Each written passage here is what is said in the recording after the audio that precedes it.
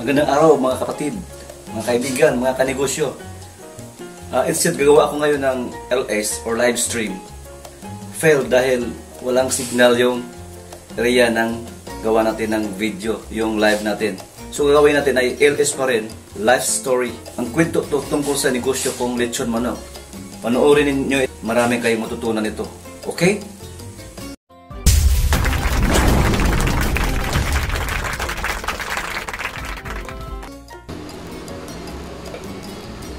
Hello, good evening po everyone to my lovable and my loyal subscribers all over the world. Good afternoon here in the Philippines. Ito po ang inyong food daddy. Maraming salamat sa panood sa ating episode na ito. I'm sorry po, instead of making an LS today, it was failed. That's why I titled this as LS failed. But actually it is not failed, because I'm going to have a story. I'm going to tell the story about how I did my lechon manok business. This is a live storytelling mga kapatid, so there's no cut off, there's no editing to this video. We will start the story when this business was started since 2010.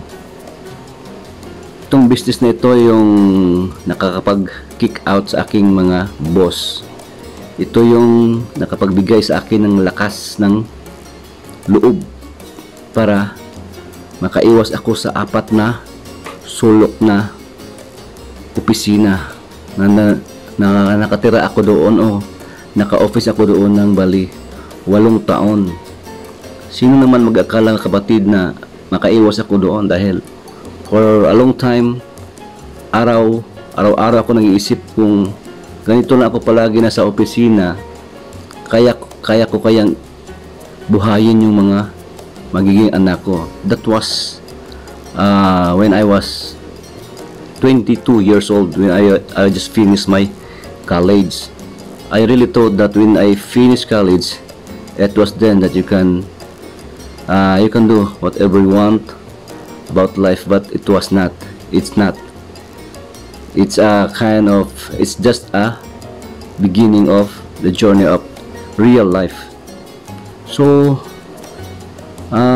since I am an accounting graduate, doon lang ako sa office for 8 years.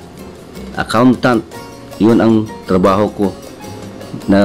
Gumagawa ako ng financial reports sa one of the big agri companies in our country, at nakikita ko lang kung paano nag-work ang kanilang business.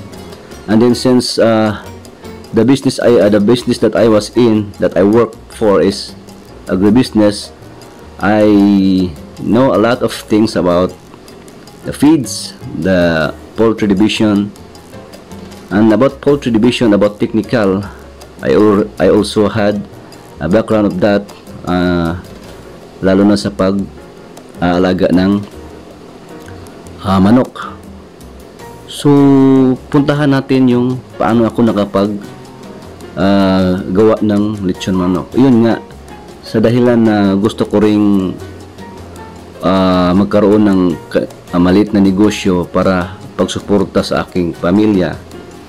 Nung nag-asawa na ako, nagkaroon na ako ng anak, mga maliliit pa, talagang doon ko na feel na di talaga kaya kong papaaralin sa, kala ko nga kung kahit sa public, pero totally mapapaaral naman natin mga bata sa elementary, high school, sa public. Pero pagdating ng college, ako kinakabahan kung kaya ko ba talaga mapagpaaral ng mga bata sa college. So yan, dami ko nang iniisip noon. Palagi na akong nag-attend ng mga seminars. Hindi ako talagang nag-iisip kung paano talaga. And then suddenly doon sa seminars may nakapag sa akin na yun ang nagiging waking up points ko, na totoo talaga, pag ganito lang ako palagi, walang mangyayari sa buhay ko. aabot yung panahon na lalaki yung mga anak ko, wala akong bahay, hindi ko sila mapag-aaral. Kaya nagkataon nakalipat ako ng sa department namin, nalipat ako sa sales at doon nagsimula na labas ako, makakakita ako ng mga opportunity ng anong magandang business. So since yung business namin sa kumpanya ay chicken related, doon ako nagkaroon ng interest sa negosyong lechon manok. Meron ako nagiging mga kaibigan, nagiging customers, at doon ko nakilala yung isang kaibigan ko na yung business niya ay lechon manok din. Ini-offer niya ako na ibenta yung outlet niya. Imagine ibenta yung outlet niya na hindi naman sa kanya, bali yung babayaran ko ay rights lang. Pero sa kadahilan na gusto ko talaga magkaroon ng negosyo, binili ko yun ng worth 250,000.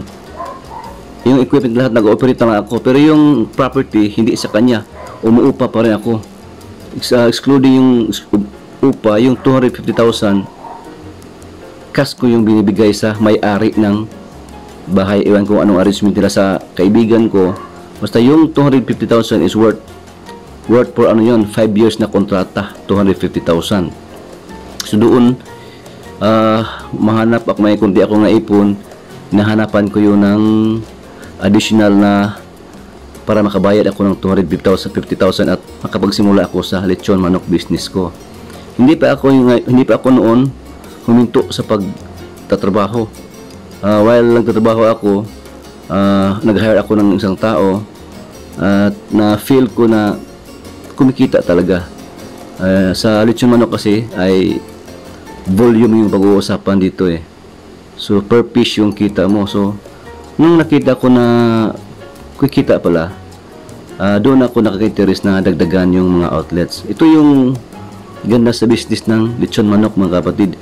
You can do how many outlet as you want. Depende yan sa capacity mo. So yun ang advantage niyan. Pwede kang gumawa ng maraming outlet. At as long as you have many outlets, you have many profits. But it is not as easy as that, because mayroon pa rin mga failed yun. Kasi ako rin, mayroon din ako mga outlets na close at ang daming mga dahilan.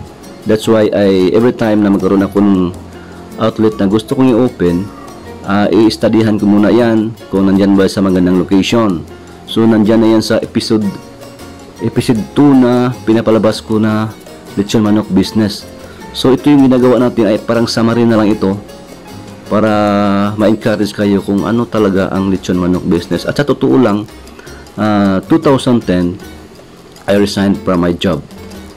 That's the time that I kicked my boss, I kicked my employer, and I am now the boss. Hindi naman yan ganun kalaki ang negosyo, pero at least nabubuhay ako sa sarili kong negosyo. I have my own time. Kung ano kung gawin ko ay magagawa ko. For the last 10 years, napaaral ko yung mga bata sa private, yung nakapagtapos na yun ng isang college, na isang doctor of medicine, veterinary medicine.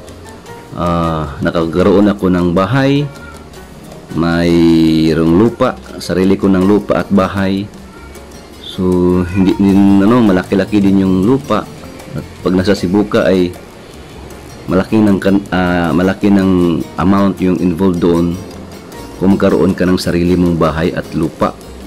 So hindi naman ibig sabihin na ako ay mayaman na, pero pag sabihin natin na tumatayo na ba ako sa sarili kong paa, ay oo, matagal na. Kasi bago ako nag-resign, iniisip ko munang kaya ko na talaga na walang amo, walang boss. Yun ang critical doon, mga kapatid. Yun ang lagi kong iniisip, kung kaya ko ba kayang tatayo sa sarili kong paa.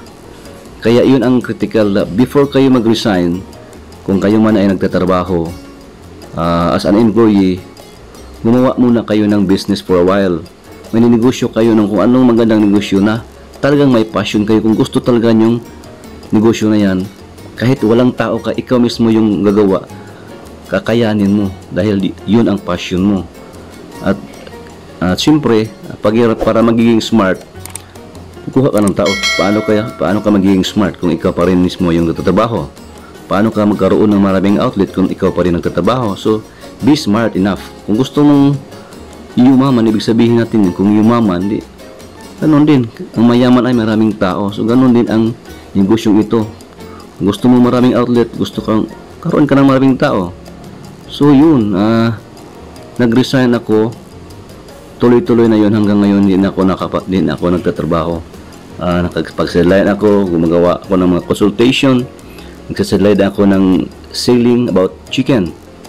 So, ganon. At least hindi ka kabahan pag magre-resign ka dahil mayroon ka ng alam sa buhay. Mayroon ka ng business na tumatakbo katulad nito nung una ko itong ginagawa. So sa lechon manok mga kapatid, actually from start yung mga pag-aalaga ng manok, pwede mo rin yung gagawin. Since technical na iyan, pwede mo yung gawin later on. Bumili ka muna ng mga stocks, mga supply ng dressed chicken. Yun ang lulutuin mo kasi mas mabilis. Kung medyo malaki ka na, you can do your own poultry division like what happened in some other companies. Maraming ngayong mga malalaking kumpanya na nagkaroon na sila ng sariling lechon manok. You can mention many yung mga lalaking mga lechonan ngayon sprouting in our country. Yan ay mga malalaking mga kumpanya na yan, pero later na yan sila gumagawa ng ganun kasi dati concentrated sila sa distribution ng kanilang dressed chicken, at later on baguhan lang kasi nakita nila na medyo may potential at kumikita ang lechon manok at steady yung pricing. Yun, pumasok na sila sa lechon manok business na. Akalain nila kasi yung lechon manok business ay pang small time lang ang lechon. Doon sila nagkamali. Later na sila gumagawa ng mga ganyan na negosyo. Ang ginawa nila ay kinukumpetensyahan na nila yung mga maliliit na lechonan. Pero huwag kayong mag-alala kapatid dahil ang lechon manok business ay wala yan sa palakihan. Kung masarap ang timpla mo at mayroon ka ding mga magagandang pwesto, pupuntahan ka rin sa mga customers dahil hindi naman kaya ng mga malalaking kumpanya na magkaroon sila ng maraming outlets dahil nagpapasaho din sila, at dahil sa sila ay malalaki na, hindi rin sila basta-basta makagawa ng outlet na lang yung pipitsugin lang. So gumawa sila ng outlet na medyo mamahalin, medyo malalaki yung so gumagasto din sila. Kaya kung nakita mo, hindi rin sila ganong maraming outlet dahil laki ng involved ng kanilang overhead cost. Kasi may cost yan mga kapatid, bawat outlet na gagawin mo. So yung siyempre naman kung malaki kang kumpanya, gumagawa ka ng isang lechonan outlet at kung tingnan mo ay napaka-ordinary lang, it represents how your company is. So kung pipicture ginagawin mo at ikaw ay malaking kumpanya lang, pagtawanan ka lang ng mga maliliit. Katulad ko, tayo maliliit at tapos yung kompetensya ko, ganun din sa akin yung mga design ng lechonan. So, yung sa akin, medyo mumurahin lang yan dahil maliit lang ako. Pero sa sarapan, nako, I'm very proud, masarap yung lechon natin. Yan. So doon, balik tayo doon sa kung paano ako nakapagsimula. Ayan, yun nga, nakapagsimula ako to that one lechonan that was offered by my friend that worth 250,000 ha. Imagine ha, yung 250,000 pesos mga kapatid, yun ang first na ipon ko for the first 3 years na nag-work ako as sales doon sa isang company na yon. 250,000 yung naipon ko noon. Nirisgo ko sa pagbili ng isang lechonan lang ang maaari kong magiging sarili kong akin kung ako'y paalisin sa pwesto na yon. 250,000. Tapos yun ang sa akin lang ay yung yung pugon yung tawag natin yan eh, yung grilling machining, yung ganyan ba, yung malaking ganun, 250, pag gagawin, pag bibilhin mo yan, 20,000 lang yan. Tapos package lang kasi yun, may outlet ka na, mag-operate na ako, yun ang worth 250,000. Tapos nandun din naman siya sa pwestong maganda, sa sentro talaga, malapit sa simbahan, palaging maraming tao dumadaan. Pero yung risk ko doon is yung binigay kong 250,000, pag magbago ang isip ng may-ari, ano mangyayari sa 250,000 ko? Kaya sa kadahilanan ko, gusto kong magkaroon ng negosyo, yun. Nire-risk ko yung ipon ko for 3 years na 250,000 ibinigay ko sa yung kaibigan ko. Kung ano yung usapan nila sa may-ari ng property, iwan ko, basta kay yun ang ginawa ko, nagre-risk ako. Anyway, kaibigan ko naman yung nag-offer sa akin na yun, kasi meron siya yung 2 lechonan. So yung niretin niya ang isa lang, so malapit lang din doon. Yung isa, yun ang bininta niya sa akin. Doon nagsimula na nag-experiment ako yung mga timpla. Binigyan niya ako ng timpla, mga kapatid, pero I'm sure that hindi yun talagang totoo. By that timpla na binigay niya, doon ako nag-experiment. It took me 2 years to perfected that timpla, because hindi pa naman ako maraming ginagawa na lechon. Isa pa lang yung outlet ko, so every time na magtimpla ako, just compose of how many liters. So magkaiba yun, mga kapatid, pag marami yung gagawin mong timpla at kukunti lang. Although mayroon siyang mga proportion, i-compute mo naman yun, pero iba talaga, magkaiba ang lasa ng lechon mo kung marami at kukunti lang yung gawin mong timpla. So if by volume na talaga, doon ka na magkakaroon ng steady na lasa ng timpla mo. Kaysa maliit lang yung gagawin mo, iba din ang timpla ng lechon mo. So mga ilang beses kaya yun ginagawa, every time na maubos yung timpla ko. Halimbawa, worth 500 pieces na lechon manok, ubos yun for sa bago pala ako, mahirapan ako makaubos ng in a month for 500 pieces. So every week nasa 100, 200. So ganun din ang tinitimpla ko, worth sa ilang piraso, by liters lang yung ginagawa ko. So pag every time na maluto yon sa isang timplahan ko, titikman ko yon. Tapos hinahanap ko yung kulang. Tapos sabi ko, oh, ay kulang pa. So hintayin ko muna maubos yung timpla ko na yon, saka ko na i-adjust. And then dahan-dahan nakaroon na ako ng ibang outlet. Umabot na ng 10 na siguro yon. Dumami na rin ang kailangan kong gagawing timpla. So inakyatan ko na yung volume ng timpla ko, drum na yung ginagamit ko. So ina-adjust ko na, kino-compute ko yun. Hindi pa rin magkatama yung kahit na based sa maliit na portion ng timpla, nilakihan ko, iba pa rin yung timplang nangyayari. It matters talaga. So ganun, nagstay ako doon sa isang drum na timpla. Every time na gagawin ko, yun na lang ang nagiging basis ko sa pagbabago ng mga timpla. Yun na ang basis ko. Kung kulang ito ng ganyan, kulang ito, dagdagan ko na lang. Pero yung volume na yun, steady na yun. Pero yung mga nilalagay na mga spices, yun na ang dinagdagan, binawasan ko based sa ganon ka daming volume para hindi na magbabago yung taste. So hanggang ngayon, after that 2 years, 3 years, na-develop ko yung perfect na timpla para sa akin. Yun na yung nagiging original na formula ko, based na yan sa drum.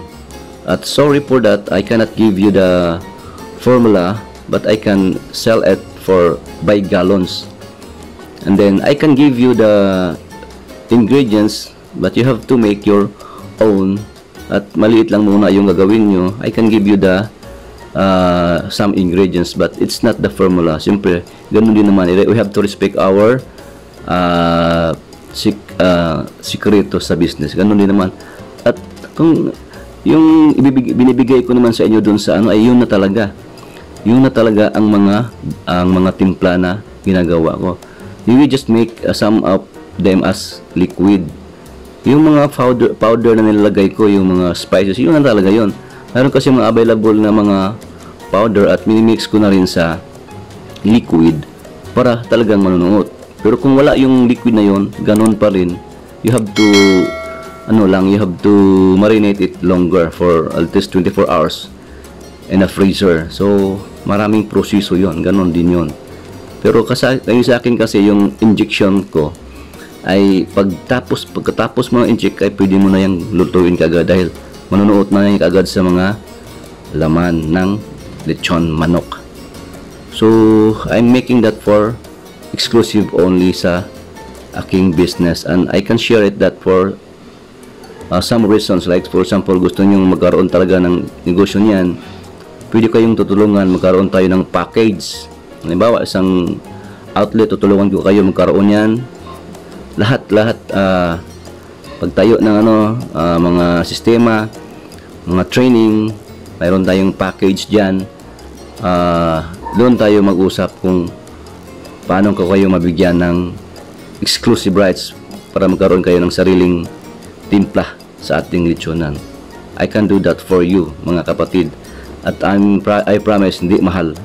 Kasi alam nyo ngayon, mga kapatid, pag mag-franchise kayo, yung alam ko sa isang franchise ngayon dito na may kilala ako, limpo lang yun, pero 500,000 ha? 500,000. At yung timpla niya, sa limpo niya, nako, mayroon. Yung timpla ko niyan, titikman nyo yan at ikumpara nyo sa sikat na limpo yan ngayon sa sa atin. Kumpara nyo, baka yan pa ang masarap yung limpo ko. So yun lang, ganun lang. Pag may pera ka lang, pwede kang gumawa ng maraming outlet. So balik yan sa ating lechon manok business. Yun na, simula noon gumawa na lang ako ng outlets. Naghahanap ako ng magandang pwesto, and then nagkaroon din ako ng mga outlets na nasasarado din. Kasi akala ko maganda talaga, but later on I found that when it was installed, it was operated for the last 3 months, wala akong kita. The longest period that I will stay in a lechon manok business, mga kapatid, is 6 months. Pag wala talagang kita, ayun, pagit ka pa magtagal niyan, so aalis ka na. Wag mo nang patagalin pa, wag mo nang palakihin mo pa yung lugi mo. Saka na lang yung mabalikan kung marami na, kung pwede na. So marami kang i-consider diyan, mga kapatid, ha. Pag wala kang, halimbawa, kaya nga mas maganda pag mag-rent ka lang ng already finished na outlet, kahit na hindi naman gaano kadami yung kagandahan yung outlet, at least tapos na yan, hindi ka nang magpapaconstruct. Kasi kung ikaw magpaconstruct, napakamahal ngayon ng mga materials at labor. So sa totoo lang, kung gumawa ka ng isang outlet na 4x4 square meters, pinakamaliit na yung 100,000 sa sa building. So pag may 100,000 ka at nagre-rent ka lang, yun, pwede na yan. Kahit 50,000 i-adjust mo lang. At yung mga malalaking, halimbawa freezer, utangin mo lang yan. So yung malalaki mong lang is yung lechon manok. At ang manok naman, hindi naman bulk yan bibilhin mo. Bibilhin mo lang yung worth 2 days, 3 days. Sample, 100 pieces times 120, so 12,000 lang yung bibilhin mo. Pag maubos yan, bili na naman. So di gano'ng malaki ang puhunan yan. Yung bigla mo lang, yung palabasin mo lang na pera talaga ay ang yung griller. So yung griller kasi pag ganito, pag nasa loob lang, yan ang tulad niyan, yan ay 20,000. Maka-offer ako sa inyo ng ganyan. At yung mga yung tadtaran, yung mga gamit niyan, at depende yan sa mga inyo, kapatid, ha. Kung may pera talaga kayo, pagagandahin nyo yung lechonan nyo sa inside. Bumili kayo ng yung mga sink na stainless. Yung sa akin kasi ordinary lang, mga kapatid, dahil hindi naman tayo ganung kayaman, pero marami tayong dream na pagagandahin yung natin. Alam nyo, mayroon akong nag-dream din akong I have to go nationwide, but hindi pa naman huli ang lahat. The days goes on, baka naman later on I will venture to some people. I will have to do it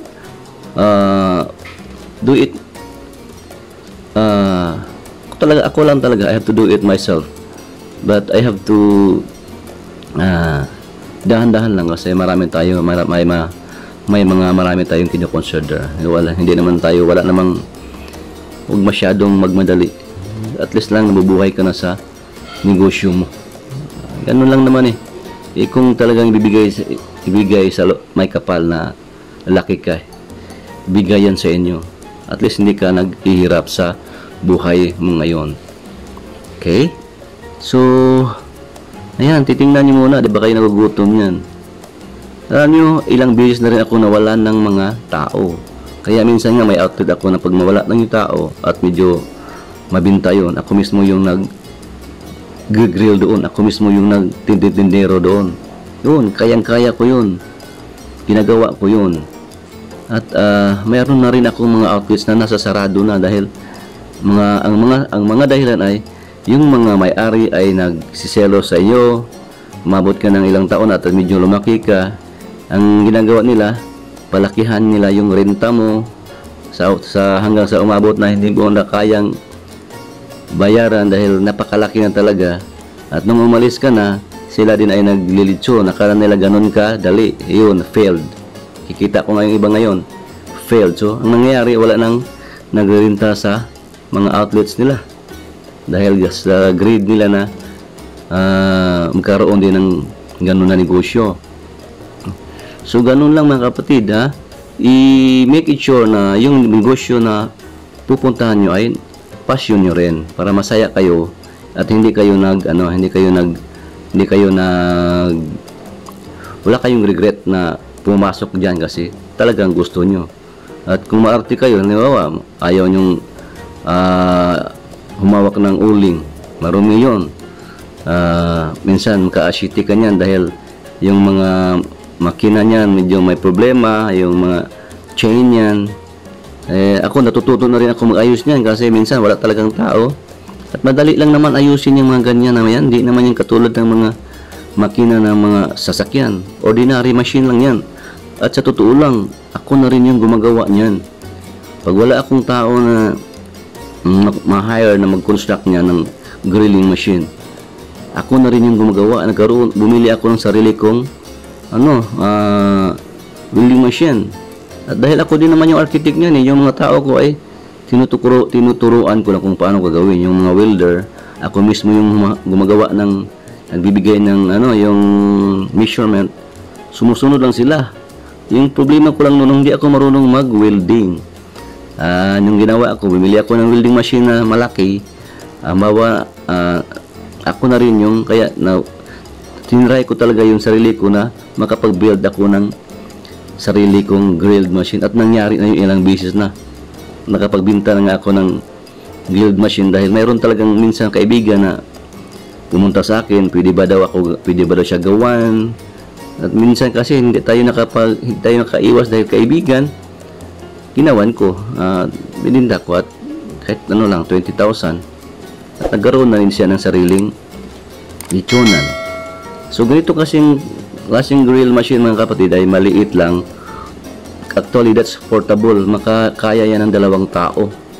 Dati kasi yung binili ako dati ng mga grilling machine na old, yung iniwan na dahil kumiklik yung negosyo. Ako yung bumili, napakalaki, kahit mga 8-10 tao mahirapan magkarga ng sasakyan. At yun, pag mag-failed yun, ang ginawa ko, sinira ko na lang hanggang nakapag-ibinto ako ng sarili kong ganito kalaki. Imagine mo yan, yung ganyan na yan, sa ilalim niyan, makapaglapag ako ng, tingnan nyo, 4 isang linya. So 5 linya yan. So makapaglapag ako ng, at that time, 20 pieces for maluto ya within 1 hour. So every hour, halimbawa pag tuloy-tuloy yung luto, 20 pieces. Pag maluto na, ilagay mo sa ibabaw. So 20 pieces yan. At mayroon pa yan sa ibabaw tatlong floor yan Pag sa panahon ng taga-binta talaga, yung season talaga na halimbawa Pasko, New Year, pag marami kang skewer, doon pupundo mo, lagay mo lang sa lahat sa ibabaw. At kahit mga 200 to 300 pieces, kayang lutuin yan basta marami kang gagawing skewers. So Imagine yan, 20 isang lapag. So pag mayroon kang so mag-change ka ng every 1 hour. Kahit mayroon kang 20 pieces na skewers, kayang-kaya mo yan ng every hour 20 pieces. So pagpunduhan mo lang yan, so kayang-kaya sa isang araw 150 to 200. Yung lechonan na yan ay kayang-kaya niya makaluto ng 200 pieces.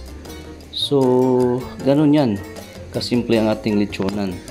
At mayroon ding araw na talagang malakas tulad ng araw ng Biyernes, Sabado, Domingo. Yung araw ng Lunes hanggang Huwebes ay medyo konti lang yan, pero pag maano yan sa araw ng sahod na halimbawa 30 at Quincenas, marami ka ring binta sa mga araw na yan. At yung mga araw na Biyernes, Sabado, Domingo, marami talaga mag-triple yung binta mo minsan yan, lalo na pag araw ng Sabado, dahil pasahod yung mga daily wages, sumasahod. So yun ang araw na kumakita ka talaga sa mga araw na yan. At sa mga araw ng Lunes hanggang Biyernes, kahit nasa break-even ka lang ay okay na. Pero minsan lumampas pa kay halimbawa yung break-even mo ay nasa 8 piraso lang hanggang 10. So minsan naman yung mga outlet na kahit kayang-kaya yung 20 na piraso na lechon manok So buhay na buhay yung business mo sa pag na ang benta mo, lumampas na ng 20 piraso araw-araw. So yung Biyernes, Sabado, Domingo ay sobra na yun, bonus talaga yun. So yun na ang pang ipon mo. Okay, so kulang talaga ang araw kung magmintuhan tayo tungkol sa lechon manok business. Napakaraming topic na gusto nating i-discuss, pero hindi lang lahat natin pwede dito dahil limited ang oras natin. So mag-comment lang kayo kung next nating video anong gusto nyong pag-uusapan natin. Ganun na lang gawin natin. Ganito yung style kasi mas mahaba yung usapan natin, mahaba-haba ang kwentuhan. Pag nasa episode lang kasi na limited lang, hindi aabot ng mga 15 to 20 minutes, makulang yung ibig kong sabihin, makulang yung ating mga gustong iparating sa inyo. Kaya mas maganda yung ganitong style, parang essay or free ka lang magsalita, no cut, open lang lahat, masasabi mong lahat mong gusto mong sabihin. Kaya sa mga susunod kong mga videos patungkol nito sa lechon manok business, ganun na rin gagawin natin. Mag-comment kayo kung anong gusto natin pag-usapan at dito natin gagawin yan. Free, makinig na lang kayo para makukuha nyo yung gustong tips nyo na gusto nyo maririnig galing sa akin. Okay, so please lang mag-comment kayo dyan at mag-subscribe, i-like nyo rin at i-share. At huwag nyo kalimutan ikalimbang yung bell, yung all na bell para every time meron akong i-upload tungkol sa lechon manok business, particularly kayong gusto talaga sa lechon manok, ma-update ko kayo agad. Kasi every now and then magpalabas tayo ng business tips tungkol nito sa lechon manok. Kalain nyo naman, akala ng iba small business lang ito, small time. Yung dami ng malaking business ng lechon manok ngayon, big time ito na business. Itong lechon na ito, itong negosyong ito ang small time business na pwedeng gawin mong big time. So you have the chance to make this business as big as long as you are passionate to do it. Okay, maraming salamat sa inyo at bye-bye. Grabe mga kabayan, kulang ang isang araw magkwentuhan tayo tungkol sa lechon manok business. Kaya dito na lang muna, mag-comment lang kayo kung ano pang gusto nyong pag-uusapan natin sa mga sumusunod kong videos tungkol pa rin sa lechon manok business. Kaya comment lang dyan, lagay nyo dyan, at huwag nyo kalimutan mag-subscribe.